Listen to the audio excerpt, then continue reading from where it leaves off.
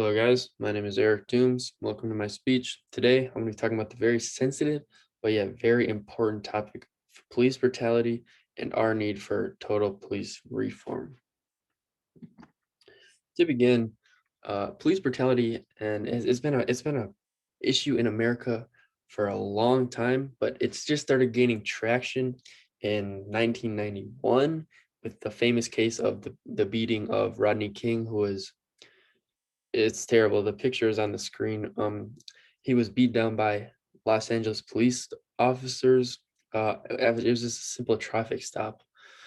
Um, and these problems are getting bigger than ever.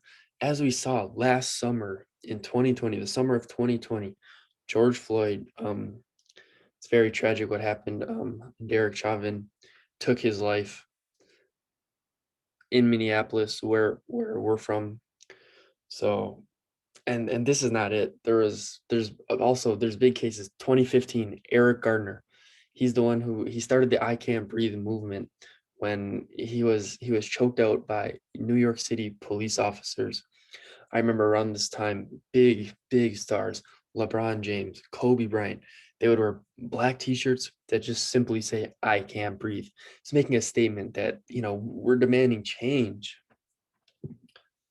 In the background, I feel like as Minnesotans, we're really under a microscope right now.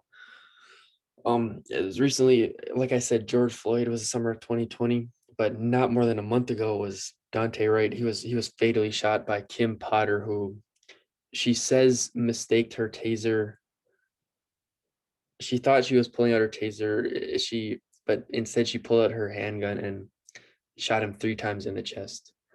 And in Minnesota, personally, I just feel like I've been watching this unfold, right in our own community, right in I'm 10 minutes away from, Minneapolis. So yeah, and this is according to Ben Gulliver of the Washington Post. As he explains here, you can see Jaylen Brown, who is an NBA player, multi-million dollar. He lives in Boston. He plays for the Boston Celtics.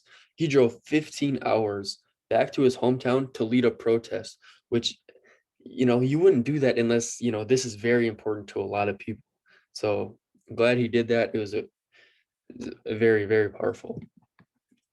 And this leads me to my next topic of public distress and consequences.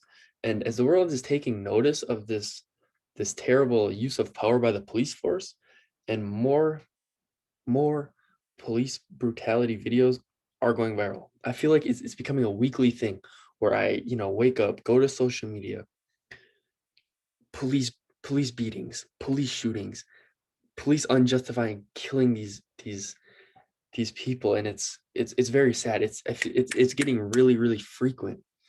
And these events, which rightfully so, they lead to protests, but sometimes it's unfortunate, but these protests, they then turn violent, they turn to riots, and with rioting becomes looting.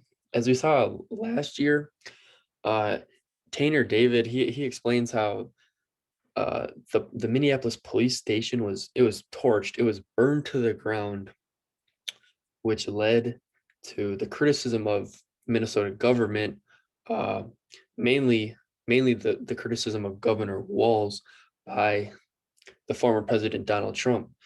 And it's just this criticism, it's a consequence from just terrible policing system. I think the solution, there's many solutions, but we need to start we need to start taking them one at a time.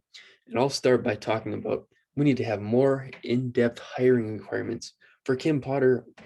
So if she really got nervous and she can't make the correct decisions, and she mistakes a taser for a handgun, I don't believe that she should be able to, have the power to take someone's life and put on that badge, put on that uniform. I think they need more background checks too, because I feel like a lot of these cases are racially charged. So they need to go back into the police officer's history. See, do they have racism in the past? And if they do, zero tolerance. We cannot have that. We cannot have them wearing a uniform. And there needs to be harsher punishments on violations of conduct.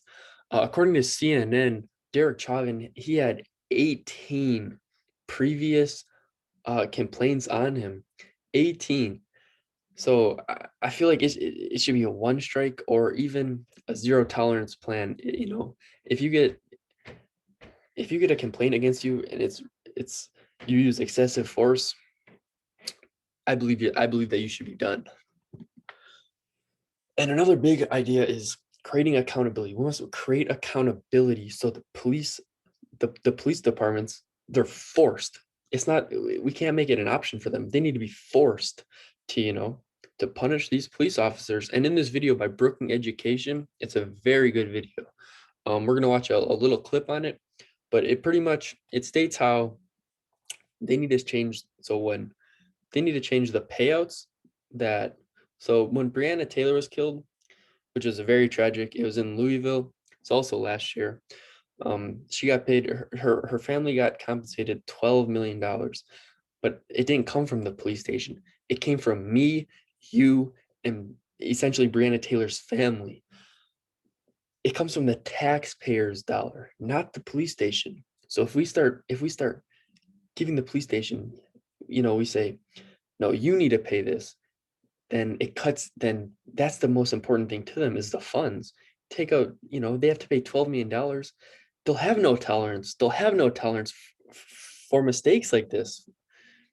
So we'll see how they say in this clip. It's a very good clip. George start at 2:25. Tamir Rice policies will shift some of the burden for misconduct cases from the taxpayer to law enforcement. Now, the municipality will still cover a police department's insurance policy, but introducing this policy would mean that when a department's premium goes up, the city will know which individuals are responsible, and suddenly there's a market-driven approach to weed out those officers or bad apples. The legislation should ensure that the premium increase does not come from general funds, but from police department budgets. Currently, most payouts for police misconduct come from the general funds and not police budgets. Recent examples include the $12 million Breonna Taylor's family received in Louisville, Kentucky, and the $20 million settlement that William Green's family received in Prince George's County, Maryland. This means that Taylor's and Green's own tax money and that of their relatives was used to pay their families for their preventable deaths. It's a surprise to no one that 2020 is clip there, but I feel like they did a great job explaining how this will create accountability if we use this solution. And going back to my last point on they need to have harsher solutions. Joel Berger, back in 2015, when the Eric Garner case was very famous, he wrote an article for the New York Times, and it states that the harshest punishment that a police officer can get for excessive use of force, if they're not discharged, it's 30 days with no pay. Which 30 days no pay compared to, Eric Garner lost his life. So it doesn't balance out at all. Just a terrible thing. Breonna Taylor. So in conclusion, to end this trend of police brutality, I feel like we all need to have an open mind and be open to police reform. And if we are all open, we can reform the policing system, repair the bridges between the community and the police. But it's going to take all of us. So thank you for listening. I hope this opens up your mind. And here are my sources. Thank you guys.